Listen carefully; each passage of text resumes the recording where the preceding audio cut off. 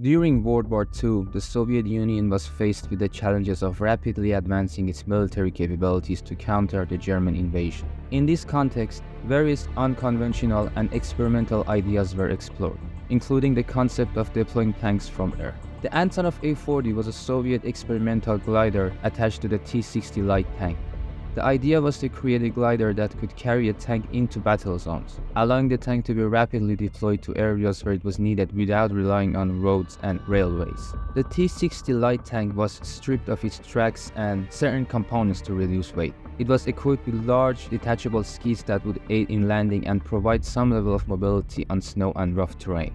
The tank was then attached to the glider that had a wingspan of around 18 meters. During the test flight of the A-40, the tank's crew was actually inside the tank as it was attached to the glider's wing.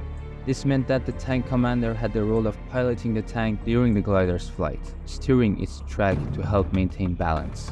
The images captured during the test flight were used for propaganda purposes to highlight the Soviet Union's determination and innovation in the face of German aggressions.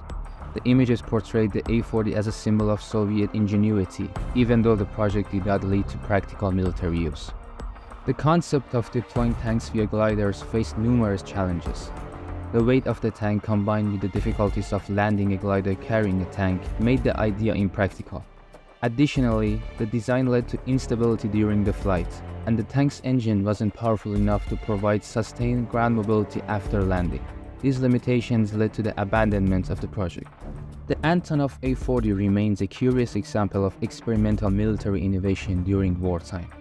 While the flying tank concept didn't prove successful, the lessons learned from these experiments contributed to the development of more effective methods of airborne and rapid deployment of military forces in subsequent years.